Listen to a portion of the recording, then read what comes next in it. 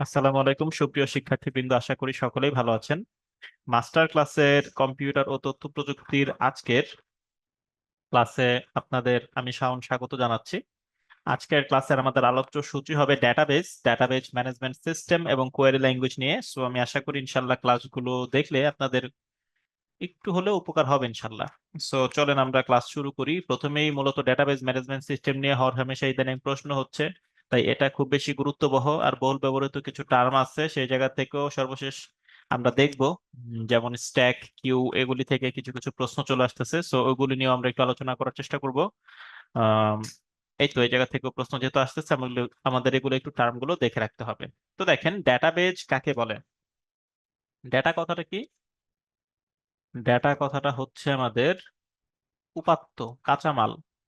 এই ডেটাটাকে যখন আমরা বিভিন্ন ভাবে তাকে যাচাই বাছাই করে সুনির্দিষ্ট কোনো তথ্য দেওয়ার মতো করে তৈরি করতে পারি, তখন তাকে বলা হয় ইনফরমেশন, যেটাকে বাংলায় বলা হচ্ছে তথ্য।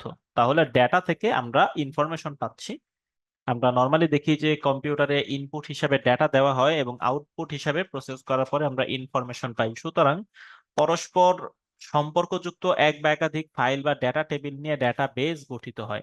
ডেটাবেজ গঠিত হওয়ার আগে যেমন দেখেন, এই যে এক বা একাধিক টাইপের সম্পর্কযুক্ত বিভিন্ন যে আপনি তথ্যপাত্র নিয়ে আসতেছেন, বিভিন্ন রকমের যে আপনি তথ্যপাত্র জোগাড় করে নিয়ে আসতেছেন, সেগুলো কিন্তু আপনাকে একটা টেবিলে সুনির্দিষ্টভাবে সাজায় রাখা লাগে, যাতে প্রয়োজনের সময় আপনি সেগুলোকে সহজেই খুঁজে পেতে পারেন বা আপডেট করতে পারেন বা তাকে সংযোজন করতে পারেন বা বিয়োজন করতে পারেন। সো এইভাবে বিভিন্ন তথ্য উপাত্তের একটা ঘাঁটি বা সমাবেশ যখন আপনি তৈরি করবেন, তখন তখন এরকম একটি সংগ্রহকে বলা হয়, কাঠামোবদ্ধ সংগ্রহকে বলা হয় ডেটাবেস। তো ডেটাবেজের মধ্যে বিভিন্ন ধরনের উপাদান রয়েছে, যেমন যেহেতু নাম থেকে বুঝতে পারতেছেন সেখানে ডেটা থাকবে। তো একই টাইপের কিছু ডেটা নিয়ে তৈরি হবে ফিল্ড, পরস্পর সম্পর্কযুক্ত বা সম্পর্কহীন বিভিন্ন ধরনের ফিল্ডের ইনফরমেশন নিয়ে তৈরি হবে একটি করে রেকর্ড, এরকম অনেকগুলো রেকর্ডের সমষ্টিকে বলা হবে টেবিল। তো এই জিনিসটা আমি আপনাদের একটা টেবিল একে একটু ব্যাখ্যা করে দেখাই দিচ্ছি। তার আগে আমরা ডেটা টাইপটা একটু দেখে ফেলি। যে ধরনের ডেটা নিয়ে আমরা কাজ করি সেই ডেটাগুলোকে প্রাথমিকভাবে দুইটা পর্যায়ে ভাগ করা যায়। একটা হচ্ছে নিউমেরিক, মানে নম্বর সংক্রান্ত, আর একটা হচ্ছে নন নিউমেরিক, মানে নম্বর বিহীন অন্য কোনো টাইপের ডেটা।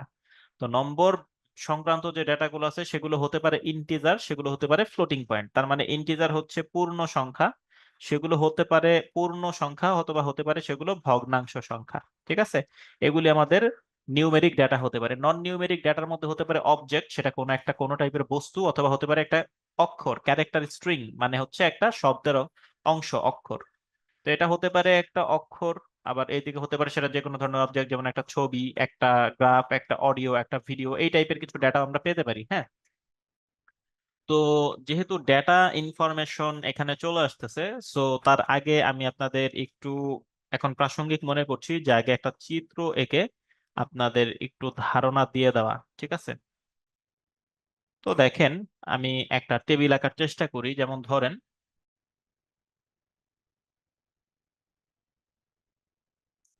আমি একটা টেবিল আঁকার চেষ্টা করছি।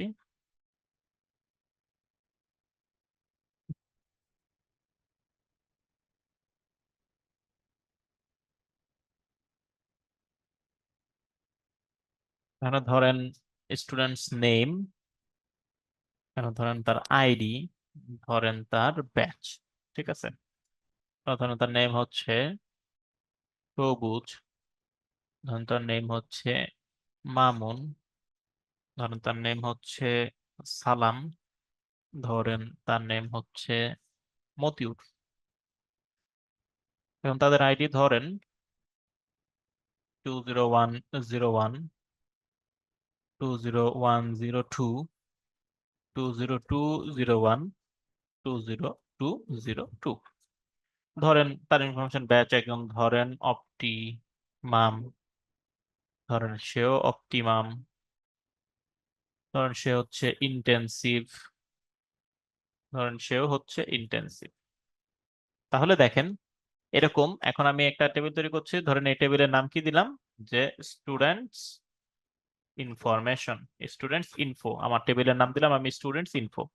এই টেবিলে দেখেন, আমি খেয়াল করেন প্রথমত এই জায়গাতে আমি কিছু ঘর তৈরি করার চেষ্টা করেছি এবং প্রত্যেকটা ঘরের মধ্য দিয়ে হয়তোবা নাম হয়তোবা কারো রোল নাম্বার, হয়তোবা কারো ব্যাচ নং, এইভাবে আমি লেখার চেষ্টা করছি। এবং প্রত্যেকটা সেলের মধ্যে আমি যে ইনফোগুলো দিচ্ছি সেই প্রত্যেকটা ইনফোকে বলা হচ্ছে একটা করে ডেটা। তারা হচ্ছে একটা করে উপাত্ত, তারা হচ্ছে এক একটা করে ডেটা, ঠিক আছে? তো দেখেন, তার পরবর্তীতে আমি তাহলে ডেটা পেয়ে গেলাম যে প্রত্যেকটা সেলে আমি যে তথ্য দেওয়ার চেষ্টা করতেছি সেটা হচ্ছে ডেটা। এখন একই টাইপের যে ডাটাগুলো আছে একটা বৈশিষ্ট্য হিসাবে তাদেরকে আমি একটা করে লম্বা লম্বা কলামে স্থান দিয়েছি। যেমন এটা দিয়ে কি বোঝাচ্ছে, এই কলামের মধ্যে সকলেরই নাম আছে, তাই এই কলামের নাম আমি দিয়েছি নেম। এই কলামের ভেতরে খেয়াল করে দেখেন, এটা দিলাম আমি নেম। এই কলামের ভেতরে দেখেন সকলের রোল নাম্বার আছে, তাই এই কলামের নাম দেওয়া হয়েছে আইডি। এই কলামে সকলেরই কে কোন ব্যাচের স্টুডেন্ট সেই ব্যাচের নাম দেওয়া হয়েছে, তাই এটা হচ্ছে ব্যাচ নেম। তো দেখেন, এরকম প্রত্যেকটা একই বৈশিষ্ট্যের ডেটা যখন একটা কলামে স্থান দেওয়া হয়, তখন একই বৈশিষ্ট্যের সেই ডেটা সমূহ যে কলামে স্থান পায়, এরকম প্রত্যেকটা কলামকে বলা হয় ফিল্ড। কি বলা হয়? ফিল্ড। তাহলে আমরা ফিল্ড কি পেলাম? একই টাইপের একই বৈশিষ্ট্যের ডেটাগুলো যখন একটা নির্দিষ্ট কলামে অবস্থান করতেছে, তখন সেই বৈশিষ্ট্য অনুসারে এক একটা কলামকে নামকরণ করা হয়, সেরকম এক বৈশিষ্ট্যের সেই কলামগুলোকে বলা হয় ফিল্ড। এখন আমরা দেখব, দেখেন, আমরা যখন একটা ফিল্ড থেকে আরেকটা ফিল্ডে ট্রান্সফার হচ্ছি, দেখেন এই ফিল্ড বরাবর যখন আমি যাই তখন দেখি যে প্রথম ফিল্ডে স্টুডেন্টের নাম পাচ্ছে মামুন, তার পরের ফিল্ডে গেলে তার আইডি পাওয়া যাচ্ছে, তার আইডি কত, 201-2। তার পরবর্তী ব্যাচে গেলে, কলামে গেলে দেখা যাচ্ছে যে তার ব্যাচ নেম কি, অপটিমাম। তাহলে দেখেন তো, এখানে একাধিক ফিল্ড থেকে এই নির্দিষ্ট এক ব্যক্তি সংক্রান্ত পূর্ণাঙ্গ কিছু তথ্য আমি পেয়ে যাচ্ছি। তাহলে এই পূর্ণাঙ্গ একজনের সম্পর্কে যে তথ্য পাওয়া তাকে বলা হয় রেকর্ড। আমরা যেমন বলি না যে কিরে ছেলে হিসাবে তো তোর রেকর্ড বেশি একটা সুবিধা না, তার মানে তুই ক্লাসেও পড়া পারিস না, টিচারদের সঙ্গেও বেয়াদবি করিস, আড়ালে আড়ালে সিগারেট খাস, মেয়েদেরও বিরক্ত করস। তো এইরকম টাইপের দেখেন যে তার একাধিক যে বৈশিষ্ট্য আছে সবগুলোই তার নেগেটিভ বলে, তার এক এক ধরনের বৈশিষ্ট্যগুলো মিলিয়ে আমরা তাকে বললাম যে কিরে তোর রেকর্ড তো সুবিধা না। সো এই যে রেকর্ডটা হচ্ছে যে কোনো একটা সত্তা সম্পর্কে, যে কোনো একটা ব্যক্তি সম্পর্কে একদম টোটাল তার ইনফরমেশন গুলা যখন খুঁজে পাওয়া যায় পরপর কয়েকটা টেবিল থেকে, তখন এরকম একটা পূর্ণাঙ্গ ইনফরমেশনকে বলা হয় একটা রেকর্ড, ঠিক আছে? আর যখন এরকম একাধিক টেবিল মিলে, যখন এই যে আপনার একাধিক টেবিল মিলে অনেকগুলো রেকর্ড তৈরি করতেছে, তখন এই সমগ্র যে রেকর্ডের সেটটা আছে তাকে বলা হচ্ছে একটা ডেটা বেস। তাকে কি বলা হচ্ছে? একটা ডেটাবেস, তথ্যের একটা ভান্ডার। তাহলে আমরা কি দেখলাম? আমরা দেখলাম তাহলে সবচেয়ে ছোট হচ্ছে ডেটা। বেশ কিছু ডেটা যখন দেওয়া হচ্ছে তখন একই টাইপের কিছু ডেটাকে বলা হচ্ছে টেবিল। একাধিক কয়েকটা টেবিলকে পরস্পর নিয়ে তাদের মানে টেবিলের মধ্যে তথ্যগুলোকে যোগ করে আমরা একজন সম্পর্কে একটা পূর্ণাঙ্গ ধারণা পাচ্ছি, সেটাকে বলা হচ্ছে রেকর্ড। আর এরকম অনেকগুলো টেবিল অথবা অনেকগুলো রেকর্ডের সমষ্টিকে একত্রে বলা হচ্ছে ডেটা বেস। তাহলে এই হচ্ছে মোটামুটি আমাদের একটা ক্রম। তো এই ডেটাগুলো যখন তৈরি করা হচ্ছে, ডেটাগুলোর মধ্যে কি আছে? ওয়ার্ড আছে। ওয়ার্ড আছে। আমরা কি জানি? ওয়ার্ড হচ্ছে 16 বিট। 16 বিটে একটা ওয়ার্ড তৈরি হয়। আর ওয়ার্ড গুলো তাহলে কি দিয়ে তৈরি হচ্ছে? বিট দিয়ে অথবা বাইট দিয়ে। তাহলে বিট জিনিসটা তো একটা জানেনি, বিট হচ্ছে বাইনারি ডিজিট। বিট হচ্ছে বাইনারি ডিজিট। এরকম 8টা বিট মিলে হয় কি হচ্ছে? একটা বাইট হচ্ছে। আর এরকম 8টা বিট মিলে বাইট হচ্ছে। আর পরবর্তীতে আপনার এরকম 2 বাইট নিয়ে বা 16 বিট নিয়ে হয়ে যাচ্ছে একটা ওয়ার্ড। সুতরাং বিট অথবা বাইট, তারপরে ওয়ার্ড, তারপরে ডেটা, টেবিল, রেকর্ড, ডেটাবেস। এইভাবে আমরা ক্রমান্বয়ে দেখলাম যে কিভাবে তারা পরস্পর যুক্ত হয়ে বড় একটা পিরামিডের মতো তৈরি করতেছে। তো আমার মনে হয় একটা টেবিল এবং তার সংশ্লিষ্ট আইটেম গুলো আমরা বুঝতে পারলাম। হ্যাঁ, তো এখন দেখেন, যদি আমি আমার পড়ায় ফেরত যাই, তাহলে ডেটা তো বুঝতেই পারতেছেন যে কাঁচামাল গুলো ছিল, আমি একটু আগে আপনাদের পড়ে আসছি। সেই কাঁচামাল গুলোকে আমরা নর্মালি ডেটা বলতেছি। কাঁচামাল গুলোকে প্রসেস করে যে সুনির্দিষ্ট তথ্য আমরা পাই তাকে আমরা ইনফরমেশন বলছি। এখন যখন আমরা ডেটাবেস গঠন করব, তখন প্রত্যেকটা ডেটা নিয়ে নিয়ে সেলে দেওয়ার পরবর্তীতে নির্দিষ্ট টাইপের ডেটাগুলোকে বলা হচ্ছে একটা করে ফিল্ড। এরকম একাধিক ফিল্ডের মধ্যে থেকে যখন একজনের সম্পর্কে আমরা পূর্ণাঙ্গ ধারণা পাই, সেটাকে বলা হচ্ছে রেকর্ড। এবং সবগুলো রেকর্ডের সমষ্টি নিয়ে যে টেবিল পাওয়া যাচ্ছে সেই টেবিলটাকে আমরা বলছি হচ্ছে ডেটাবেস, ঠিক আছে? তাহলে দেখেন এই জায়গাতে আমরা পেয়ে গেলাম। তো এটার নাম আমরা দিতে পারি হচ্ছে ডেটাবেস টেবিল। এটার নাম আমরা দিতে পারি ডেটাবেস টেবিল। ওকে, তাহলে মোটামুটি আমরা একটা পূর্ণাঙ্গ ধারণা পেয়ে গেলাম। সো এখন পূর্ণাঙ্গ ধারণা যেহেতু পেয়ে গেছি, এখন তার পরবর্তীতে আমাদের আগানো লাগবে যে ডেটাবেজের মধ্যে আমরা তার হায়ারার্কিটা দেখলাম, এখন সেই হায়ারার্কি দেখে তার মধ্য দিয়ে কিছু তার কি সম্পর্কে ধারণা নিতে হবে, কি চাবি। ডেটাবেসটাকে তো আমরা কাজে লাগাবো, সো কাজে লাগানোর যে প্রসেসটা আছে, একাধিক ডেটাবেজের মধ্যে যে সম্পর্ক নির্ণয় করতে হবে, সেটা নিয়ে আমাদের একটু ধারণা এখন ডেভেলপ করতে হবে। সেটা নিয়ে আমরা একটু ধারণা দেখি। দেখেন এই যে ডেটাবেজের হায়ারার্কিতে সবচেয়ে নিচে থাকতেছে কি বিট। তো একাধিক এরকম বিট নিয়ে তৈরি হচ্ছে বাইট। বাইট থেকে কিন্তু মাঝখানে আপনার তৈরি হচ্ছে অক্ষর, মানে শব্দ, ওয়ার্ড। 16 বিটে কিন্তু একটা ওয়ার্ড হচ্ছে, সেই ওয়ার্ড থেকে আপনার, সেই ওয়ার্ডটাই কিন্তু আপনার ডেটা হিসেবে কাজ করতেছে। ঠিক আছে, এরকম অনেক ওয়ার্ড নিয়ে তখন চলে আসতেছে ফিল্ড, একাধিক ফিল্ড থেকে রেকর্ড, একাধিক রেকর্ড থেকে হয়ে যাচ্ছে টেবিল অথবা ডেটাবেস। সো এরকম আমরা কিন্তু পেয়ে গেলাম। এখন দেখেন ডেটা এন্টিটি, অ্যাট্রিবিউট এবং কি ফিল্ড। ডেটা এন্টিটি, অ্যাট্রিবিউট এবং কি ফিল্ড, এই জিনিসগুলো আমাদের একটু বোঝার জন্য এই পাতায় দেখেন প্রাইমারি কি ফিল্ড, কম্পোজিট কি ফিল্ড, ফরেন কি ফিল্ড, অনেক কিছু আছে। তো আমি আবারও এখন সঙ্গত কারণেই একটা স্লাইড আবারও নেওয়ার প্রয়োজন মনে করতেছি, যে আমি আবার একটা টেবিল আঁকি এবং সহজে যাতে আপনারা বুঝতে পারেন সেটার একটু চেষ্টা করি। হ্যাঁ, তাহলে দেখেন আমি আবারও একটা টেবিল লিখলাম,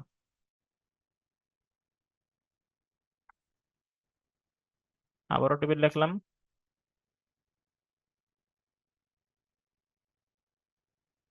টেবিলের ভিতর থাকছে নাম, টেবিলের ভিতর থাকছে হচ্ছে সাবজেক্ট। নাম দিলাম নাহিদ, নাম দিলাম সামদানি, নাম দিলাম রায়ান। তাহলে নাহিদ হচ্ছে বাংলাদেশ অ্যাফেয়ার্স, সামদানি দিলাম সায়েন্স, আর রায়ান ফেরদৌস দিলাম বাংলা লিটারেচার। এখন খেয়াল করে দেখেন আমরা ঠিক আগে কি দেখছিলাম, প্রত্যেকটা ডেটাকে আমরা কি বলতেছি, প্রত্যেকটা ডেটা, প্রত্যেকটা ঘরে আমরা যা ইনপুট দিচ্ছি তা হচ্ছে ডেটা। তার পরবর্তীতে একই টাইপের ডেটাগুলোকে বলছিলাম আমরা ফিল্ড। পাশাপাশি ফিল্ডের মধ্যে নিয়ে যখন একজনের সম্পর্কে আমরা তথ্য পাচ্ছিলাম সেটাকে বলছিলাম রেকর্ড। আর সেই রেকর্ডের সমষ্টিকে বলছিলাম আমরা মানে টেবিল অথবা ডেটাবেস। তো এখানে খেয়াল করে দেখেন, এখানে আপনি প্রত্যেকটা টেবিলে যে আপনি একক বৈশিষ্ট্য নিয়ে তাদেরকে যখন এক টাইপের ডেটাগুলোকে একত্রে করছেন এবং বৈশিষ্ট্য অনুসারে তাদের টেবিলের একটা নাম, ফিল্ডের একটা নাম দিচ্ছেন, যেমন এই ফিল্ডের আপনি নাম দিচ্ছেন নেম, কারণ এখানে সকলেরই নাম আছে। এই ফিল্ডের নাম আপনি দিচ্ছেন সাবজেক্ট, কারণ এখানে প্রত্যেকের পঠিত বিষয়ের নাম দেয়া আছে। তো যখন এরকম আপনি ফিল্ড গঠন করেন তখন সেটাকে কিন্তু ডেটাবেজে বলা হয় অ্যাট্রিবিউট। অ্যাট্রিবিউট কথাটার মানে কি, বৈশিষ্ট্য। সুতরাং দেখেন আপনি এই ফিল্ডের যে নামকরণ করতেছেন সেটা কিন্তু তার বৈশিষ্ট্য হিসেবেই নামকরণ করতেছেন, তাই তাকে অন্য একটা ভাষায় বলা হচ্ছে অ্যাট্রিবিউট। সহজ ভাষায় আমরা বুঝে নিব, ঠিক আছে, তাকে বলা হচ্ছে অ্যাট্রিবিউট। যখন খেয়াল করে দেখেন আপনি নির্দিষ্ট এরকম ফিল্ড নিচ্ছেন এবং তাদের থেকে রেকর্ড খুঁজে বের করতেছেন, এই যে আপনি বৈশিষ্ট্যর নাম থেকে তার নাম নিলেন অ্যাট্রিবিউট, এখন পরস্পর এরকম টেবিল থেকে একজনের সম্পর্কে আপনি রেকর্ড পাচ্ছেন। এই টেবিলগুলো থেকে আপনি একজনের সম্পর্কে রেকর্ড পাচ্ছেন, সুতরাং এই যে টেবিলগুলো থেকে প্রত্যেকের নামে যে রেকর্ডগুলো পাচ্ছেন সেগুলোকে বলা হচ্ছে এন্টিটি। কি বলা হচ্ছে, এন্টিটি। প্রত্যেকে একটা করে সত্তা। এই কলামগুলো যারা প্রত্যেকের সম্পর্কে ইনফরমেশন দিতেছে, এই কলামগুলোকে আমরা বলতেছি, বা পাশাপাশি ধরেন একটা রেকর্ডকেও সহজে বলতে পারেন, রেকর্ডকে আমরা বলতেছি একটা করে এন্টিটি। তাহলে খেয়াল করে দেখেন তো, এই টেবিলটা মূলত কি, এরকম অনেকগুলো এন্টিটির একটা সম্মেলন না? এই টেবিলটা তাহলে অনেকের একত্র একটা সম্মেলন, যেখানে অনেকের এন্টিটি আছে, অনেকগুলো এন্টিটি আছে। তাহলে এই সমগ্র টেবিলটাকে বলা হচ্ছে, যে সমগ্র যেটা টেবিল আছে এই টেবিলটাকে আপনি বলতে পারেন তাহলে একটা এনটিটি সেট, একটা এনটিটি সেট। আর প্রত্যেকটা ডেটা আগে যেটা দিচ্ছিলেন এই ডেটাগুলো কি একটা করে মান, তাই সেগুলোর প্রত্যেকটা ডেটা যে কোনোটাই হোক না কেন তাকে আমরা বলতেছি ভ্যালু। তাহলে আমরা কি পেলাম, ঠিক আগের মতো, যেটাকে আমরা ডেটা বলছিলাম সেটাকে আমরা এখন বলতেছি অন্য নামে ভ্যালু। যেটাকে আমরা ফিল্ড বলছিলাম, যে ফিল্ডের যে বৈশিষ্ট্য আছে, বৈশিষ্ট্য ঠিক আছে, তার বৈশিষ্ট্যের সঙ্গে মিল রেখে তার নাম দেওয়া হচ্ছে অ্যাট্রিবিউট। আমরা মোটামুটি যাকে একটা করে রেকর্ড বলছিলাম সেই রেকর্ড গুলোকে আমরা একটা করে সত্তা বিবেচনা করছি, এনটিটির বাংলা কিন্তু হচ্ছে সত্তা, তাই হচ্ছে সত্তা। আর যে টেবিল ছিল অথবা যে ডেটাবেস ছিল তাকে আমরা বলতেছি মূলত এনটিটি। ডেটাবেস থেকে টেবিল কথাটাই প্রাসঙ্গিক বেশি, কারণ ডেটাবেজে একাধিক টেবিল থাকতে পারে। যাই হোক, এক টেবিল বিশিষ্ট হলে সেটাকে আপনি ডেটাবেজও ধরতে পারেন, সমস্যা নাই। সেটাকে আমরা বলতেছি এনটিটি সেট।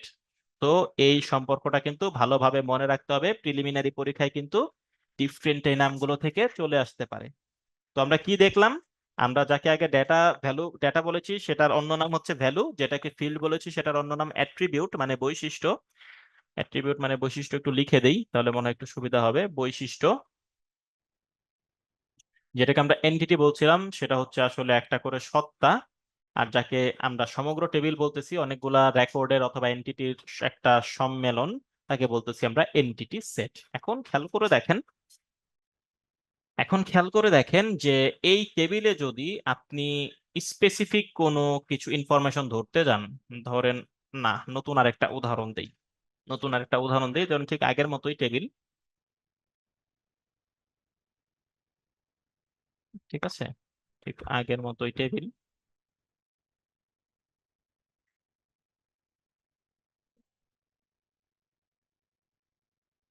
ঠিক আগের মতোই নেম, সাবজেক্ট, আর হচ্ছে টিচার্স আইডি। ওকে, তাহলে দেখেন, নেম হচ্ছে নাহিদ,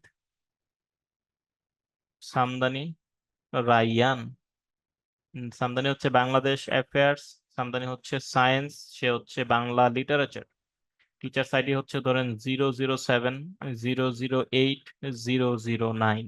এখন খেয়াল করে দেখেন তো, এই টেবিলে যদি আপনি সুনির্দিষ্টভাবে কাউকে লোকেট করতে চান, এখানে আরেকটা নাম অ্যাড করে দিই যাতে আপনার সন্দেহ কেটে যায়। কারণ এখানে আরেকটা টিচার আসতে পারে, ধরেন তার নামও হচ্ছে সামদানি, ওই টিচার অবশ্য আবার ধরেন বাংলাদেশ অ্যাফেয়ার্স পড়ায়, তার আইডি হচ্ছে 010। কারণ এখানে যদি এই টেবিলে আপনি সুনির্দিষ্টভাবে একটা তথ্যকে টার্গেট করতে পারেন, একটা ফিল্ডকে টার্গেট করতে পারেন, যে যাকে টার্গেট করলে আপনি একদম ইউনিক ভাবে ইনফরমেশন পাবেন, তাহলে সেটা কোনটা হতে পারে? দেখেন, আপনি যদি নেমকে টার্গেট করতে যান, তাহলে দেখেন এখানে আপনি নাহিদকে টার্গেট করছেন। ঠিক আছে, নেম গেলে প্রথমে নাহিদ, ওকে, সে বাংলাদেশ অ্যাফেয়ার্স পড়ায়, তার কোড 007, ভালো কথা। সামদানি গেলেন সায়েন্স 008, ঠিক আছে। কিন্তু যখনই আপনি চতুর্থতে আসবেন, দেখবেন আল্লাহ, আরেকজন সামদানি চলে আসছে, কিন্তু সে তো তাহলে ইউনিক হবে না, কোনোভাবেই স্বতন্ত্র হবে না।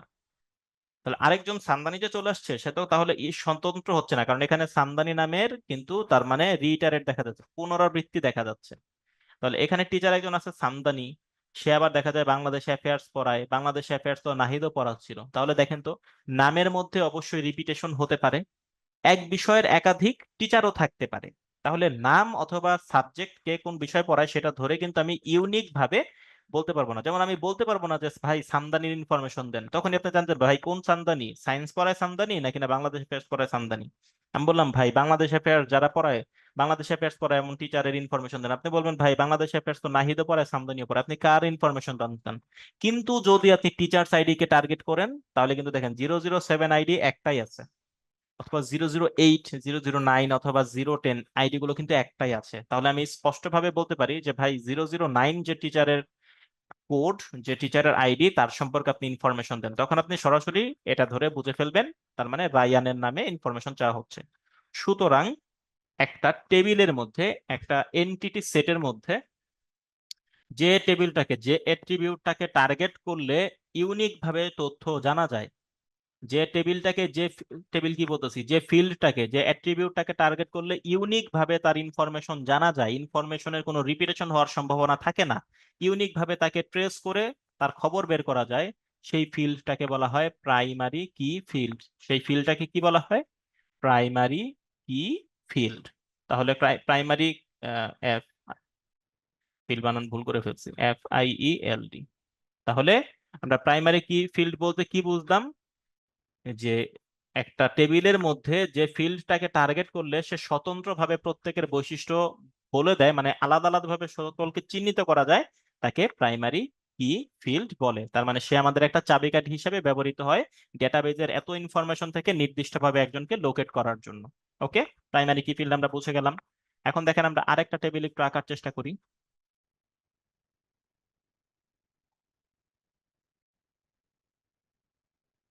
ধরেন এখন হচ্ছে আইডি, তার পরবর্তীতে হচ্ছে হলো আইডি, আর হচ্ছে ধরেন স্যালারি,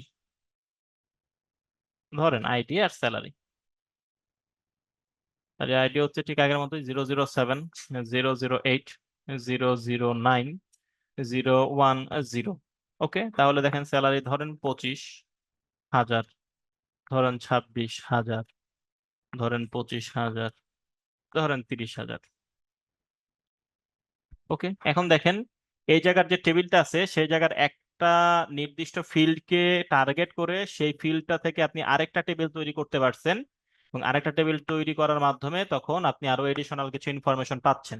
তাহলে যখন একই সেম ফিল্ড একটা টেবিলের মধ্যে প্রাইমারি কি ফিল্ড হিসেবে কাজ করে, সে যদি তখন হুবহু ভাবে আরেকটা টেবিলের মধ্যে ব্যবহৃত হয়ে থাকে, তাহলে তাকে কিন্তু অন্য টেবিলে ব্যবহার করার কারণে আর প্রাইমারি কি ফিল্ড বলা যাবে না, তাকে তখন বলা হবে ফরেন কি। কি বলা হবে? ফরেন কি। তাহলে একটা টেবিলে ব্যবহৃত যে প্রাইমারি কি ফিল্ড আছে সে যদি অপর কোনো টেবিলে ব্যবহৃত হয় তখন তাকে বলা হয় ফরেন কি। এক টেবিলে ব্যবহৃত প্রাইমারি কিটা অপর টেবিলে তাহলে ফরেন কি বলা হয়। আর এইভাবে ফিল্ডের মধ্যে সম্পর্ককে কেন্দ্র করে যখন আপনি আলাদাভাবে নতুন একটা টেবিল তৈরি করতে পারবেন, ধরেন এই জায়গা থেকে নতুন আমরা আরেকটা টেবিল তৈরি করতে পারি। যেমন আমরা একটা টেবিল তৈরি করতে পারি যে হ্যাঁ আইডি, নেম, স্যালারি। আমি এই দুইটা থেকে কিন্তু হাইব্রিড করে দিতে পারি। যেমন আইডি যার 007, তার নাম হচ্ছে নাহিদ, তার স্যালারি কিন্তু হচ্ছে 25,000। আইডি যার 010, তার নাম হচ্ছে সামদানি, তার স্যালারি কিন্তু হচ্ছে 30,000 টাকা। তার মানে দেখেন এখানে কিন্তু নতুন আমি একটা টেবিল তৈরি করতে পারছি যেখানে আমি ভিন্ন ভিন্ন অন্য কিছু ফিল্ড ব্যবহার করতে পারছি, এবং সেখানে আগের ব্যবহৃত ভ্যালু গুলোই দিছি, কিন্তু নতুন ভাবে সে একটা ইনফরমেশন তৈরি করতেছে। সুতরাং যখন এইভাবে রিলেশনের উপর ভিত্তি করে নতুন টেবিল পাওয়া সম্ভব, তাকে বলা হয় তখন রিলেশনাল ডেটাবেস ম্যানেজমেন্ট সিস্টেম। এখন ডেটাবেস যখন আপনি একটা বা একাধিক টেবিল নিচ্ছেন তাদের মধ্যে রিলেশন নাও থাকতে পারে, তখন তাকে আপনি নর্মালি ডেটাবেস বলছেন। কিন্তু যখন এইভাবে পরস্পর টেবিলগুলোর মধ্যে সম্পর্ক পাওয়া যায় এবং সেই সম্পর্ককে কেন্দ্র করে নতুন ভাবে আরেকটা টেবিল তৈরি করা সম্ভব হয়, তখন তাদেরকে বলা হয় রিলেশনাল ডেটাবেস। ওকে, আমরা প্রাইমারি কি দেখলাম, ফরেন কি দেখলাম, আমরা রিলেশনাল ডেটাবেস দেখলাম, কিন্তু আমাদের কম্পোজিট প্রাইমারি কিটা দেখা হয় নাই। তাহলে আমি একটু আপনাদের কম্পোজিট প্রাইমারি কিটা একটু দেখায় দেওয়ার চেষ্টা করি। তাহলে কম্পোজিট প্রাইমারি কি নেওয়ার জন্য আমি আরেকটা নতুন স্লাইড নিব। দেখেন এখানে ঠিক আগের ইনফরমেশন গুলো দিয়ে আমি আবারও, আপনারা বিরক্ত হয়তো বা হতে পারেন একই টাইপের টেবিল দেখে বারবার, কিন্তু আমি আগের টাইপ নিয়ে আবার একটা টেবিল তৈরি করার চেষ্টা করতেছি। ওকে,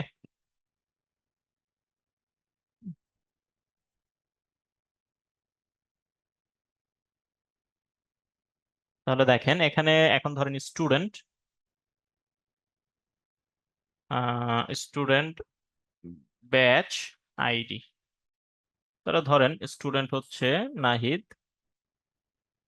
স্টুডেন্ট আবারও নাহিদ, স্টুডেন্ট সামদানি, স্টুডেন্ট রায়ান, তার ব্যাচ হচ্ছে পায়োনিয়ার, প্রোগ্রেসিভ, পায়োনিয়ার, প্রোগ্রেসিভ, তার আইডি 9, তার আইডি 001, তার আইডি 007, তার আইডি আবার হচ্ছে 009।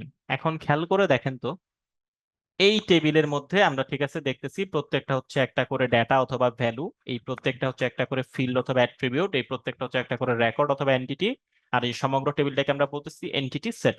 এখানে যদি আপনি একদম সুনির্দিষ্ট ভাবে কারো ইনফরমেশন জানতে চান, তাহলে আপনি কোন টেবিলটাকে টার্গেট করতে পারেন? নেম টার্গেট করবেন? সে কিন্তু ইউনিক হবে না, কারণ এখানে নাহিদ নামের একাধিক ব্যক্তি আছে, সামদানি নামের ব্যক্তি আছে, রায়ান রাইয়ান নামেরও ব্যক্তি আছে। এখানে আপনি দেখেন এখানে আপনি দেখেন যে আপনি তাহলে নামটাকে টার্গেট করতে পারবেন না। যদি ব্যাচটাকে টার্গেট করতে যান, তাহলে ব্যাচটাকে টার্গেট করতে দেখলে দেখবেন এখানে পায়োনিয়ার ব্যাচ আছে, প্রোগ্রেসিভ ব্যাচ আছে। তার মানে এখানে ভিন্ন ভিন্ন দুইটা ব্যাচ এক্সিস্ট করে, তার মানে ইউনিকনেস হবে না, রিপিটেশন হওয়ার সম্ভাবনা আছে। যদি আপনি আইডি টার্গেট করতে যান তাহলেও কিন্তু দেখবেন এখানে 009 আইডি আছে, আবার এখানেও 009 আইডি আছে, 001 আছে, 007 আছে। তার মানে 009 আইডিও এখানে রিপিটেশন হয়েছে কেন? কারণ এখানে ভিন্ন ভিন্ন দুইটা ব্যাচ আছে, তাই দুইটা ব্যাচের একই টাইপের আইডি হওয়া সম্ভব। এখন আমি যদি তাহলে একটা টেবিল থেকে আমি ইনফরমেশন ইউনিক ভাবে খুঁজে বের করতে যাই, তাহলে আমি কি টার্গেট করব? তাহলে যদি আমি ব্যাচটাকে আর আইডিটাকে দুইটাকেই টার্গেট করতে পারি, তাহলে কিন্তু দুইটা মিলে আমাকে ইউনিক ইনফরমেশন দিবে, ঠিক না? কেমনে? কারণ পাইওনিয়ার ব্যাচে শুধুমাত্র একটা 009 হওয়াই সম্ভব। আর একটা 009 যদি পাওয়া যায় তাহলে সেটা অবশ্যই প্রোগ্রেসিভ ব্যাচের 009। তাহলে আমি দুইটা মিলে বলতে পারি যে ভাই হ্যাঁ, পাইওনিয়ার ব্যাচের 009 আইডির ইনফরমেশন আমাকে দাও, অথবা প্রোগ্রেসিভ ব্যাচের 009 আইডির ইনফরমেশন আমাকে দাও। তাহলে দেখেন এখানে আমি আমাকে যে কি ব্যবহার করতেছি সেটার জন্য একটা টেবিল একটা ফিল্ডে আমাকে হচ্ছে না, দুইটা ফিল্ডের সাহায্য নিতে হচ্ছে। সুতরাং যখন একাধিক ফিল্ড নিয়ে এইভাবে কি ফিল্ড গঠন করা হয়, তখন তাকে প্রাইমারি কি ফিল্ড আমরা বলবো, কিন্তু কম্পোজিট প্রাইমারি কি ফিল্ড বলবো। তার মানে সেটা হচ্ছে দুইটার একটা মিশ্রণ। কম্পোজিট তো আমরা মিশ্রণ আমরা জানি। সুতরাং এখানে একাধিক ফিল্ড নিয়ে প্রাইমারি কি ফিল্ড তৈরি করা হয়েছে বলে তাদেরকে একত্রে বলা হচ্ছে কম্পোজিট প্রাইমারি কি ফিল্ড। তাহলে কম্পোজিট প্রাইমারি কি ফিল্ডে কি একাধিক ফিল্ড থাকবে এবং তারা মিলে ইউনিক ইনফরমেশন দিবে। বুঝতে পেরেছেন? আশা করি সমস্যার হওয়ার কথা না। সো ডেটা এন্টিটি আমরা দেখে ফেললাম। টেবিলের যে নাম দেওয়া হচ্ছে তাকে ডেটা এন্টিটি বলে, অর্থাৎ এটা আসলে একটা রেকর্ড কেও বোঝায়। অর্থাৎ টেবিলের যে নাম দিচ্ছেন সেই টেবিলটাকে ডেটা এন্টিটি বলে, সেটা আসলে একটা রেকর্ড কেও বোঝায়। কারণ আমি যে টেবিলের নাম দিছি, এই যে প্রথমে যে আমি টেবিলের নাম দিয়েছিলাম দেখেন স্টুডেন্টস ইনফো। স্টুডেন্ট ইনফো মানে কি একটা স্টুডেন্টের রেকর্ড সম্পর্কে আমি আমি কিন্তু জানতেছি। তাই রেকর্ডটাই মূলত কিন্তু এন্টিটি। হ্যাঁ, আর তার ওই রেকর্ডের অনুসারে কিন্তু আমি এখানে স্টুডেন্ট, আমি কিন্তু লিখি নাই টিচার্স ইনফো অথবা লিখি নাই কিন্তু টিচার স্যালারি, আমি কিন্তু স্টুডেন্টস ইনফো লিখছি কারণ স্টুডেন্টের ইনফো আমি এখানে পাচ্ছি। তাই ওইভাবেই কিন্তু এনটিটি চলে আসে। এই এনটিটি সেট, ফিল্ড হচ্ছে অ্যাট্রিবিউট, ভ্যালু হচ্ছে তার ডেটা। তার পরবর্তীতে এখানে আমরা কি ফিল্ড পেয়ে গেলাম, যাকে ভিত্তি করে ডেটাবেজের ফিল্ডের তথ্যাবলী রেকর্ড শনাক্তকরণ হাবিজাবি করা যায়। প্রাইমারি কি ফিল্ড, কম্পোজিট কি ফিল্ড এবং ফরেন কি ফিল্ড সবগুলো আমরা পেয়ে গেলাম। ডেটাবেস সাধারণ হতে পারে, যে একাধিক একটি টেবিলও দিয়েও একটা ডেটাবেস হতে পারে, যেটা আমি আপনাদের দেখাইছি। পরস্পর সম্পর্কবিহীন হতে পারে, যে কোনো সম্পর্ক থাকলো না, একাধিক টেবিল দিয়ে একটা ডেটাবেস হতেই পারে। আবার রিলেশনাল হতে পারে। আমি আপনাদের প্রাইমারি কি ফিল্ডের উপর বেস করে রিলেশনাল ডেটাবেসটাও দেখাইছি, যে তাদের থেকে আপনি ভিন্ন করে টেবিল গঠন করতে পারবেন, সেটাকে বলা হবে রিলেশনাল ডেটাবেস। আমি এই যে পূর্বের এই উদাহরণগুলোর মাধ্যমে কিন্তু সবই আপনাদের দেখাইছি। আশা করি আপনারা বুঝতে পেরেছেন। এখন আমি আপনাদের মোটামুটি ডেটাবেজের অনেক কিছুই দেখানোর চেষ্টা করলাম, ডেটাবেজ কিভাবে কিভাবে না হয়। এখন যখন ডেটাবেজের মধ্যে আপনার কি ফিল্ডের উপর নির্ভর করে আপনি যখন রিলেশনাল ডেটাবেজ তৈরি করবেন, তখন তাদের রিলেশনটাকে কোনো কিছু কিছু ভাবে সংজ্ঞায়িত করা যায়। যেমন একজনের সঙ্গে কয়জন সম্পর্কিত আছে, এরকম ভাবে। তো দেখেন, তার আগে আমরা একটু ধীরে ধীরে নেমে আসি। যে এখন ডেটাবেস তো আমি গঠন করছি, একাধিক টেবিল আছে বা অনেক ইনফো আছে, এখন সেটাকে তো ম্যানেজ করতে হবে, সেটাকে তো সুনির্দিষ্ট একটা রুলস এর আওতায় নিয়ে আসতে হবে। সুতরাং ডেটাবেস ম্যানেজমেন্ট সিস্টেম হচ্ছে একটা সফটওয়্যার সিস্টেম। মানে সফটওয়্যার কি আমরা দেখছিলাম আগে, যে একটা সেট অফ ইনস্ট্রাকশন যার মাধ্যমে আপনি ডেটাবেজের মধ্যে নতুন ইনফরমেশন দেন অথবা সেটাকে সাজিয়ে নেন, অথবা সেটা থেকে নতুন সংযোজন করেন, বিয়োজন করেন, যাই করেন না কেন, আপনার কাজকর্মকে সহজতর করার জন্য এই সফটওয়্যার যে একটা সুনির্দিষ্ট নিয়মাবলী আপনার সামনে দাঁড় করিয়ে দিবে, আপনি তার মাধ্যমে ডেটাবেসটাকে ম্যানেজ করতে পারবেন। আর এটাই হচ্ছে ডেটাবেস ম্যানেজমেন্ট সিস্টেম। আর রিলেশনাল ডেটাবেস ম্যানেজমেন্ট সিস্টেম তো আমি আপনাদের বলেই আসলাম, যে একাধিক সম্পর্কের উপর ভিত্তি করে, টেবিলের উপর ভিত্তি করে রিলেশন হবে, রিলেশন থেকে ডেটা নিয়ে আলাদা টেবিল তৈরি করা যাবে, তাকে রিলেশনাল ডেটাবেস ম্যানেজমেন্ট বলে। সো এখান থেকে যেটা মনে রাখতে হবে, ডেটাবেস ম্যানেজমেন্ট সিস্টেমের কয়েকটা উদাহরণ দেখেন। এই যে ডি বেস মানে ডেটাবেস, মাইক্রোসফট অ্যাক্সেস, এই দুইটা, আর ফক্স প্রো, এই তিনটার নাম মনে রাখতে হবে।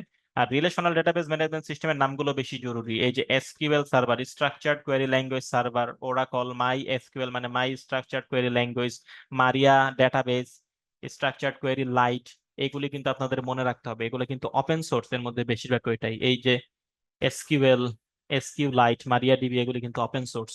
মানে ডেটাবেজের ম্যানেজমেন্ট সিস্টেমের সফটওয়্যারও কিন্তু ওপেন সোর্স এবং ক্লোজ সোর্স আছে। ওকে, তো দেখেন, এখন আমাদের ডেটাবেজে আমরা ইনফরমেশন রাখছি, ঠিক আছে, কিন্তু এখন তাদের মধ্যে থেকে ডেটা মানে তো খুঁজে বের করতে হবে, ঠিক না? এখন এই বিপুল সংখ্যক ডেটা আছে, তাদেরকে তো আমার খুঁজে বের করতে হবে, তা না হলে তো আর তাদের আমি ঠিকঠাক মতো কাজে লাগাতে পারবো না। সো তাদেরকে খুঁজে বের করার জন্য আমাদের কিন্তু তাদেরকে খুঁজে বের করার জন্য কিন্তু আমাদের নির্দিষ্ট কিছু শর্ত নির্ধারণ করে দিয়ে তাদের আমরা খুঁজে বের করতে পারি। যেমন আমরা বলতে পারি যে হ্যাঁ, এই টেবিলে এমুক রেঞ্জ থেকে এমুক রেঞ্জের মধ্যে যে বয়স্ক ব্যক্তিগুলো আছে তাদেরকে দেখাও, অথবা যারা শুধুমাত্র প্রোগ্রেসিভ ব্যাচের স্টুডেন্টস তাদেরকে দেখাও, অথবা যাদের নামগুলো শুধু এন দিয়ে শুরু হয়েছে তাদেরকে দেখাও। সো এইভাবে কোয়েরি করা যায়, নির্দিষ্ট কিছু শর্ত দিয়ে কোয়েরি মানে খুঁজে বের করা যায়। তো দেখেন, এইভাবে কিছু ফিল্টার ইউজ করে যে ভাষাগুলো ব্যবহার করা হচ্ছে, তার মধ্যে একটা হচ্ছে কিউইউইএল মানে কোয়েরি ল্যাঙ্গুয়েজ। কিউইউই মানে কোয়েরি, আর এল ফর হচ্ছে ল্যাঙ্গুয়েজ। তো কোয়েরি ল্যাঙ্গুয়েজ এখানে কি, কিছু স্টেটমেন্ট এখানে দেওয়া হবে, কিছু শর্ত এখানে দেওয়া হবে, এই শর্তগুলো মেনে সে আপনার সামনে ইনফরমেশন এনে হাজির করবে।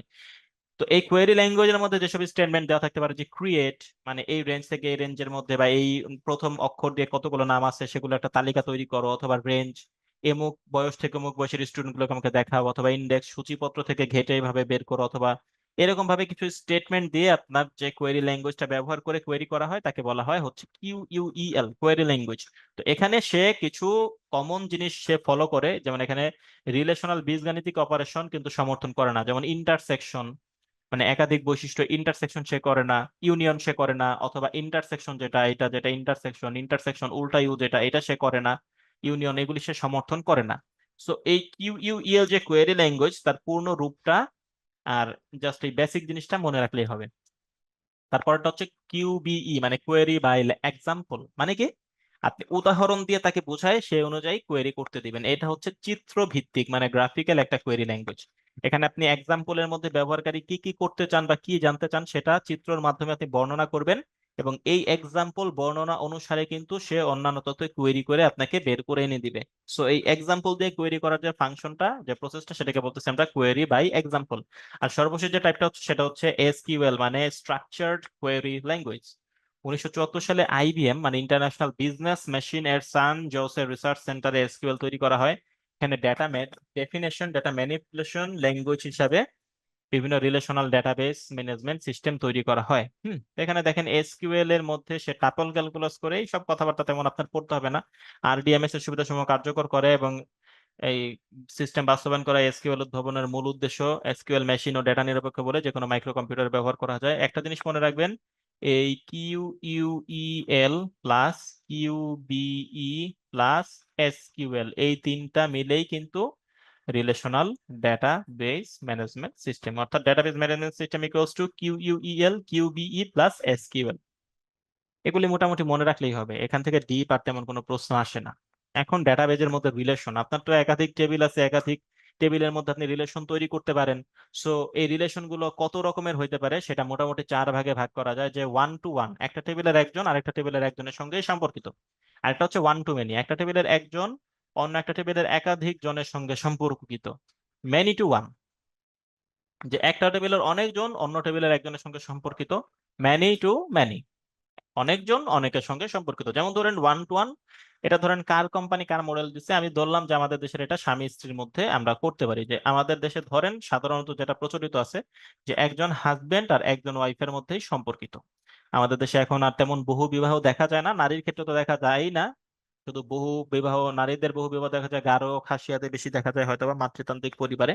যাই হোক, কিন্তু এখানে নর্মালি আমাদের সমাজে প্রচলিত দেখেন এখন কিন্তু দুই বিয়ে তেমন কিছু দেখা যায় না। সুতরাং একজন হাজবেন্ড একজন ওয়াইফের সঙ্গে সম্পর্কিত ওয়ান টু ওয়ান এরকম টাইপের সম্পর্ক দিয়ে যদি টেবিল থাকে ফর এক্সাম্পল, সেটাকে আমরা ওয়ান টু ওয়ান সম্পর্ক বলতে পারি। ওয়ান টু মেনি ধরেন একজন মা, মাদারের ধরেন একাধিক সন্তান আছে, ঠিক আছে, একাধিক তার সন্তান আছে, যেমন তার ডটার ওয়ান, ডটার টু, তার সান ওয়ান, তার সান টু, এরকম তার অনেক, তার চারজন বাচ্চা কাচ্চা আছে। তাহলে তার চারজন বাচ্চা কাচ্চা এই পরের টেবিলের চারজন সদস্যই কিন্তু প্রথম প্রথম টেবিলের এই একজনের সঙ্গে সম্পর্কিত। তো এই মা থেকে সন্তানের এই সম্পর্কটা ওয়ান টু মেনি হতে পারে। এখন মেনি টু ওয়ান কিরকম হইতে পারে, ধরেন একজন ব্যক্তির বৈশিষ্ট্য তার সঙ্গে সম্পর্কিত। যেমন ধরেন একজন ব্যক্তি ধরেন নাহিদ, তার বৈশিষ্ট্য হতে পারে টল, তার বৈশিষ্ট্য হতে পারে ব্রাইট, তার বৈশিষ্ট্য হতে পারে সে ব্রিলিয়েন্ট, তার বৈশিষ্ট্য হতে পারে সে হচ্ছে থিন, চিকন, এরকম দেখেন তার একাধিক বৈশিষ্ট্য তার সঙ্গে সম্পর্কিত হতে পারে। এমন ভাবে যখন একটি টেবিলের একাধিক বৈশিষ্ট্য অন্য টেবিলের মানে একাধিক ধরেন ফিল্ড আর কি, অন্য টেবিলের পরের টেবিলের একটি ফিল্ডের সঙ্গে সম্পর্কিত, তখন তাকে এরকম ম্যানি টু ওয়ান বলা হয়। আর সর্বশেষ আরেকটা হচ্ছে কি many to many, many to many. তাহলে এখানে দেখেন স্টুডেন্ট সাবজেক্ট এটাই বলা যায়, যেমন আগের মতো ধরেন নাহিদ, ধরেন সামদানি, তারপরে ধরেন রাইয়ান, এই তিনজন স্টুডেন্টস, তারা প্রত্যেকেই কিন্তু সায়েন্সও পড়ে, এখন আর পড়াচ্ছে না, এখন ধরেন পড়ে, সায়েন্সও তাদের পড়তে হয়, বাংলাও তাদের পড়তে হয়, ইংরেজিও তাদের পড়তে হয়, তারপর তাদের ধর্মও তাদের পড়তে হয়। তাহলে এই প্রত্যেকটা সাবজেক্ট কিন্তু প্রত্যেকটা স্টুডেন্টকেই পড়া লাগে। তাহলে তারা প্রত্যেকেই কিন্তু প্রত্যেকের সঙ্গে কিন্তু মানে সম্পর্কিত। এক টেবিলের মানে একটা ফিল্ড কিন্তু অপর টেবিলের একাধিক ফিল্ডের সঙ্গে এরকম এই এক পরের টেবিলের একটা ফিল্ডও আগের টেবিলের একাধিক ফিল্ডের সঙ্গে সম্পর্কিত। মানে একাধিক একাধিক সম্পর্ক এখানে থাকবে, ম্যানি টু ম্যানি। তো এরকমই সম্পর্কিত বলা হচ্ছে ম্যানি টু ম্যানি। তো ক্লাসের মূল যে আলোচনা ছিল মোটামুটি এই প্রথম 35 মিনিট আমরা দেখেন এগুলাই প্রায় 34-35 মিনিট পড়ার চেষ্টা করছি, এবং এখানে আমি আপনাদের বারবার চেষ্টা করলাম টেবিল একে একে দেখায় দেওয়ার জন্য। এবং কোনো কিছু যেগুলো আমি গভীরে যাই নাই সেগুলো আপনার দ্বারা যেতে হবে না। এই জায়গা থেকে ওই রকম ভাবে গভীর থেকে প্রশ্ন আসে নাই, নট ইন প্রিলিমিনারি। সো যা বেসিক পড়ছি সেগুলো যদি মাথায় থাকে, রিটেনে সর্বোচ্চ প্রশ্ন আসতে পারে ডেটাবেজ ম্যানেজমেন্ট সিস্টেম কি, অথবা database management system relational database management সিস্টেমের মধ্যে পার্থক্য কি কি, এগুলো আসতে পারে। সো আমরা এখন কিছু বেসিক যেহেতু পড়ছি, এগুলার পার্থক্যগুলো আমরা এই জায়গায় পড়লে পেরে যাব। তো এখন কিন্তু আমাদের প্রশ্ন দেখে আর সর্বশেষ দু একটা আইটেম আমরা দেখে ফেলবো। ডিবিএমএস এর পুনরূপ কি? Database management system. এটা মুখস্থ জিনিস। নিচের কোনটি স্ট্রাকচার্ড কোয়েরি ল্যাঙ্গুয়েজ নয়? তাহলে স্ট্রাকচার্ড কোয়েরি ল্যাঙ্গুয়েজ দেখেন, কোয়েরি করার জন্য মাইএসকিউএল আছে, ওরাকলও কিন্তু ডেটাবেজের ভাষা, কিন্তু জাভা কিন্তু তৃতীয় প্রজন্মের একটা প্রোগ্রামিং ল্যাঙ্গুয়েজ, তো কোনোভাবে জাভা কিন্তু স্ট্রাকচার্ড কোয়েরি ল্যাঙ্গুয়েজ না। নিচের কোনটি open source database management system? Database management সিস্টেমের মধ্যে কিন্তু দেখেন মাইক্রোসফটের যা আছে, বারবার বলতেছি মাইক্রোসফট কিন্তু আপনার ওপেন সোর্স না, ক্লোজ সোর্স। মাইক্রোসফট এসকিউএল সার্ভারও কিন্তু ক্লোজ সোর্স, কিন্তু ওরাকলও কিন্তু ক্লোজ সোর্স, সেও কিন্তু বিনামূল্যে না। কিন্তু মাই এসকিউএলটা কিন্তু ওপেন সোর্স। মাই এসকিউএল, এসকিউলাইট, মারিয়া ডেটাবেজ, এরকম 3-4টা নাম আছে যেগুলো ওপেন সোর্স, বইয়ে পাবেন, একটু কষ্ট করে পড়ে নিতে হবে, ঠিক আছে? একটি রিলেশনাল ডেটাবেজ মডেলে নিচের কোনটি দ্বারা রিলেশন প্রকাশ করা হয়? বারবার আমরা দেখছি যে পরীক্ষা করা হচ্ছে কিন্তু আপনার অ্যাট্রিবিউট দিয়ে। একটি রিলেশনাল ডেটাবেজের মধ্যে যে ফিল্ড গুলো ছিল, যে ফিল্ড গুলোকে আমরা নাম বলছিলাম অ্যাট্রিবিউট, বৈশিষ্ট্য অনুসারে, এই ফিল্ড গুলোকে টার্গেট করে কিন্তু আমরা রিলেশন তৈরি করছি, প্রাইমারি কি ফিল্ড, ফরেন কি ফিল্ড। সো অ্যাট্রিবিউটস এর মাধ্যমে রিলেশন প্রকাশ করা যাচ্ছে। ডেটাবেজের ল্যাঙ্গুয়েজ কোনটা? অবশ্যই ওরাকল। সি হচ্ছে প্রোগ্রামিং ল্যাঙ্গুয়েজ, এমএস ওয়ার্ড হচ্ছে একটা অ্যাপ্লিকেশন সফটওয়্যার। নিচের কোনটি ডেটাবেজ ল্যাঙ্গুয়েজ? সেটা হচ্ছে data definition language, data manipulation language এবং ডেটা কন্ট্রোল ল্যাঙ্গুয়েজ। এখানে কোয়েরি ল্যাঙ্গুয়েজ আছে, এখানে উপরের সবগুলাই হচ্ছে উত্তর। এবং একটা জিনিস এখানে যেহেতু আমি প্রশ্ন চলে আসছে, সুতরাং বলতে হবে যে স্ট্রাকচার্ড কোয়েরি ল্যাঙ্গুয়েজের মধ্যে কিন্তু তার আপনার কয়েকটা ল্যাঙ্গুয়েজের নাম মনে রাখতে হবে আগের মতো। তাহলে data definition language, data manipulation language এবং ডেটা কন্ট্রোল ল্যাঙ্গুয়েজ, এই নামগুলো আপনার মনে রাখতে হবে। Data definition language, data manipulation language, data control language আর ট্রানজ্যাকশন কন্ট্রোল ল্যাঙ্গুয়েজ। আর একটা নাম মনে রাখতে হবে, সেটা হচ্ছে ট্রানজ্যাকশন কন্ট্রোল ল্যাঙ্গুয়েজ। ঠিক আছে, এই 4টা নাম একটু মনে রাখবেন এসকিউএল এর ভেতরে ভাষা হিসাবে। ওকে, আর মোটামুটি তেমন কিছু গভীরে যেতে হবে না। এখন সর্বশেষ আমরা ডাটাগুলো যে সাজায় রাখা হচ্ছে বা যাই করা হচ্ছে তার সঙ্গে সম্পর্কিত বহুল ব্যবহৃত কিছু টার্ম নিয়ে এবং 2টা পলিসি নিয়ে আমাদের একটু জেনে ফেলতে হবে। সো এটা আমরা একটু জেনে ফেলবো। দেখেন এখানে কিছু টার্ম আছে। ডেটাবেজ অ্যাডমিনিস্ট্রেটর, ঠিক আপনার বাস্তব জীবনে যখন আমরা হোয়াটসঅ্যাপে ফেসবুকে একটা গ্রুপ করে ফেলি, আমরা বলি না গ্রুপের অ্যাডমিন কে, গ্রুপের অ্যাডমিন কে, মানে কে গ্রুপের সবকিছু কন্ট্রোল করতেছে, যে নতুন পার্সনকে অ্যাড করা হবে কিনা বা কাউকে রিমুভ করা হবে কিনা, কোনো মেসেজ ডিলিট করা হবে কিনা। সো ওইরকম অ্যাডমিনিস্ট্রেটর যে আছে, যে আসলে মূলত বলতে পারি যে আমরা একজন কন্ট্রোলার। হ্যাঁ, ওইরকমই ডেটাবেজের যে ব্যক্তি বা ব্যক্তি সমষ্টি ডেটাবেজ কন্ট্রোল করে, তার ইনফরমেশন কি আসতেছে কি যাচ্ছে না যাচ্ছে, এই কন্ট্রোলারদেরকে একত্রে বলা হয় ডেটাবেজ অ্যাডমিনিস্ট্রেটর। জাস্ট একটা টার্ম। ওয়েব এনাবলড ডেটাবেজ মানে হচ্ছে ডেটাবেজ সেটা আপনার নেটওয়ার্কের সঙ্গে সম্পর্কিত, সুতরাং নেটওয়ার্কের সঙ্গে সম্পর্কিত থাকায় নেটওয়ার্ক থেকে সরাসরি সে ডেটা কালেক্ট করে আপনার ডেটাবেজ আপডেট করতে পারে। ডেটা ওই নেটওয়ার্কের সঙ্গে সম্পর্কিত থাকায় সে ধরেন সময়ের সঙ্গে তাল রেখে রেখে কিছু ডেটাকে সে সরিয়ে ফেলতে পারে।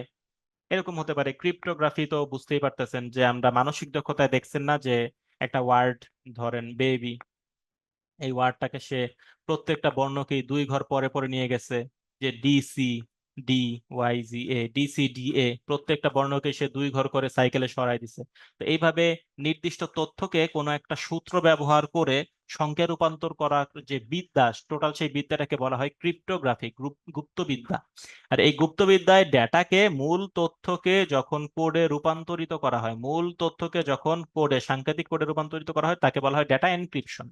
আর যখন সেই কোড থেকে আবার নির্দিষ্ট সূত্র মেনে মূল তথ্যে ফেরত আসা হয়, তাকে বলা হয় ডেটা ডিক্রিপশন। তার মানে data encryption plus data decryption মিলে হচ্ছে ক্রিপ্টোগ্রাফির বিদ্যা। ওকে, সর্টিং হচ্ছে ডেটাকে তার বৈশিষ্ট্য অনুযায়ী সাজিয়ে ফেলা, সেখান থেকে বেছে নেওয়া। ইন্ডেক্সিং হচ্ছে সূচি অনুযায়ী সাজানো, সেখানে আপনি ছোট থেকে বড় যেমন অ্যাসেন্ডিং আকারে সাজাইতে পারেন, ছোট থেকে বড়, আবার বড় থেকে ছোট ডিসেন্ডিং অর্ডারে তাদেরকে সাজাইতে পারেন। তো এইভাবে ডেটাগুলোকে নির্দিষ্ট বৈশিষ্ট্যের ভিত্তিতে সাজিয়ে নেওয়াকে বলা হচ্ছে ইন্ডেক্সিং। ইন্ডেক্সিং এ অটোমেটিক্যালি ডেটা সংযোজিত হলে বা বিয়োজিত হলে সে সেটা আপডেট করে নেয়। আর তার পরবর্তীতে থাকতেছে অ্যারে। অ্যারে হচ্ছে নির্দিষ্ট টাইপের ডেটাগুলোকে একত্র করা, তখন এই নির্দিষ্ট টাইপের যে ডেটাগুলো আছে তাদেরকে একত্র অ্যারে বলে। এই টার্মগুলো এখনো আসে নাই পরীক্ষায়, জাস্ট একটু দেখে রাখতে পারেন, বইতে ইনফরমেশন পেয়ে যাবেন। একটু পড়লেই হবে। এখন দেখেন এই যে স্ট্যাক যে জিনিসটা আছে, এই স্ট্যাক জিনিসটা কি সেটা আমাদের শিখতে হবে। আমরা ডেটাবেজে যখন ইনফরমেশন মানে ভ্যালু রাখছি, ডেটা রাখছি, তখন দেখেন আপনি একটা স্টাইল আছে যে কোন একটা বস্তার ভেতরে আপনি কোনো জিনিস রাখতেছেন। তাহলে কি হচ্ছে দেখেন, আপনি যেই তথ্য একটা রাখছেন, তারপরে আরেকটাকে রাখছেন, তারপর উপরে আরেকটাকে রাখছেন, যাদেরকে পরে রাখতেছেন তারা কিন্তু সবচেয়ে উপরে থেকে যাচ্ছে। এখন আপনি রেখে এইভাবে বস্তা ভরাট করার পরে যখন বস্তা খালি করার দরকার, তখন দেখেন আপনি উপরেরটাকে না সরিয়ে নিচেরটাকে আর বের করতে পারতেছেন না। তাহলে যাকে আপনি সবচেয়ে শেষে রাখছিলেন তাকে আগে টেনে সরাইতে হবে, তারপরের জনকে টেনে সরাইতে হবে, তারপরের জনকে টেনে সরাইতে হবে, সর্বশেষ নিচের জনকে টেনে সরাইতে হবে। তাহলে এখানে কি হয়, যাকে আপনি সবার শুরুতে রাখছিলেন সে সবার নিচে চলে গেছে এবং টেনে বের করার সময় সে সবার শেষে বের হয়। যাকে আপনি সবার শেষে রাখলেন সেই কিন্তু সবার উপরে আছে, টেনে বের করার সময় তাকেই সবার শুরুতে বের করা হয়। তাই এই ফাংশনিংটা কি, লাস্ট ইন ফার্স্ট আউট। যে সবার শেষে আসছিল তাকেই সবার শেষে টেনে বের করা হচ্ছে। তাই এই ডেটাবেজের মধ্যে যেই মানে যেই পলিসিটা মেনে এইভাবে তথ্য মানে সংযোজন এবং বিয়োজন করা হয়, তথ্যকে জমানো এবং তাকে ড্র করা হয় ব্যবহারের জন্য, তাকে বলা হয় লাস্ট ইন ফার্স্ট আউট। মানে যে সবার শেষে আসছিল সে সবার শুরুতে বের হয়ে গেল। এইভাবে ডেটাগুলোকে একটার উপর আরেকটাকে রেখে যে বস্তাবন্দি করে রাখার যে সিস্টেমটা, এই যে তাকে স্তূপ করে রাখা হচ্ছে, স্তূপ আকারে রাখা হচ্ছে, এই স্তূপের সঙ্গে মিল রেখে ডেটার এই সংগ্রহকে বলা হয় স্ট্যাক। ডেটার এই সংগ্রহকে বলা হয় স্ট্যাক। আর স্ট্যাকের মধ্যে যখন আপনি ডাটাকে রাখছেন, ডেটাকে যখন আপনি রাখতেছেন, তাকে বলা হচ্ছে পুশ। পুশ কি, ধাক্কা দেওয়া। ধাক্কা দিয়ে আপনি এটার মধ্যে ডেটা রাখতেছেন। আর তাকে আপনি ডেটা উইথড্র করছেন, সেই ফাংশনটাকে বলা হয় পপ। তার মানে এটা কি একটা পুশের উদাহরণ, এই যে ডেটা রাখা হচ্ছে, আর এটা কি পপের উদাহরণ, এখানে ডেটাকে উইথড্র করা হচ্ছে। তাহলে স্ট্যাক কি আমরা শিখে গেলাম। এখন ডেটা রাখার আরেকটা যে ফাংশনিং আছে সেটা হচ্ছে কিউ, সারি। কিউ তা সেটা কি বাংলাতে, সারি, ঠিক না? সারি বানান তো মনে হয় এইভাবেই, না এইভাবে, এইভাবে মনে হয়, ভুলে গেছি। এই সারিতে দেখেন আপনি একজনের পেছনে আরেকজন, একজনের পেছনে আরেকজন লাইনতে দাঁড়ায় আছে, মনে করেন এটাকে একটা অদৃশ্য পাইপের মতো কল্পনা করতে পারেন। যে পাইপের ভেতর দিয়ে পানির যে ফোঁটাটা সবার আগে প্রবেশ করছে, অপর প্রান্ত দিয়ে সেই ফোঁটাটাই সবার আগে বের হয়ে আসবে। তার মানে এখানে যে সবার আগে ভেতরে যাচ্ছে, যে ফার্স্ট ইন করতেছে, সেই সবার আগে বের হবে, সেই ফার্স্ট আউট হচ্ছে। তাই এই কিউ এর সঙ্গে সম্পর্কিত যে অপারেশন সেটাকে বলা হয় ফার্স্ট ইন ফার্স্ট আউট। আগেরটা ছিল কি last in first out, LIFO. আর এটা হচ্ছে first in first out, FIFO. তাহলে কিউর মধ্যে অপারেশন যেটা জড়িত সেটাকে বলা হচ্ছে first in first out, FIFO. তাহলে এখানে যে সারিতে নতুন করে তথ্য সংযোজন করা, এই যে দেখেন কিউ এর আগে এন যোগ করে তাকে ভাগ করা হয়েছে, এটা হচ্ছে এন কিউ। এন কিউ মানে সারিতে নতুন তথ্য যোগ করা হচ্ছে। আর সারি থেকে তথ্য টেনে সরিয়ে নেওয়া হচ্ছে, সেটা হচ্ছে ডি কিউ। সারি থেকে সরিয়ে নেওয়া, সেটা হচ্ছে ডি কিউ। তাহলে কিউ থেকে আমরা দেখলাম যে আগের স্ট্যাকের সঙ্গে মিলালে কিউ হচ্ছে ধরেন স্ট্যাকের সঙ্গে, আমরা সেখানে ইনফরমেশন দিচ্ছিলাম পুশ, এখানে সেটা হচ্ছে এন কিউ। আমরা সেখান থেকে ইনফরমেশন টেনে নিচ্ছিলাম, সেটা ছিল পপ, এটা হচ্ছে ডি কিউ। তাহলে আমরা মোটামুটি শিখে গেলাম স্ট্যাক আর কিউ কি, তাদের পার্থক্য কি এবং তাদের অপারেশন গুলো কি কি। ওকে, তাহলে এর মধ্য দিয়ে তাত্ত্বিক বিষয়গুলো শেষ করে ফেললাম। এখন বিসিএস এর প্রশ্নগুলো আবারও দেখতে হবে। একটি সিস্টেমে যেখানে আইটেমগুলো এক প্রান্তে সংযোজিত হয় কিন্তু অন্য প্রান্ত থেকে সরানো হয়, এই যে এক প্রান্তে সংযোজিত হয়, অন্য প্রান্ত থেকে সরানো হয়, সেটাকে অবশ্যই বলা হয় কি, কিউ। স্ট্যাক তো অবশ্যই না।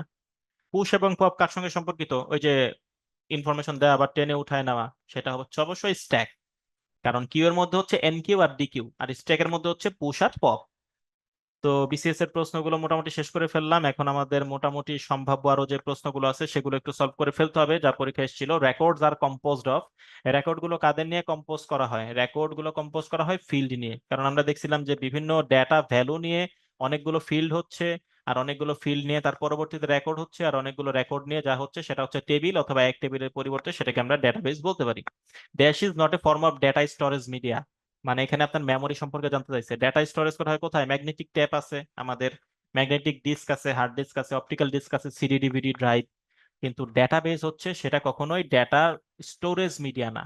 ডেটাবেস হচ্ছে ডেটাকে সংগ্রহ করে রাখার জন্য, এটা হচ্ছে একটা জাস্ট সিস্টেম। হুম।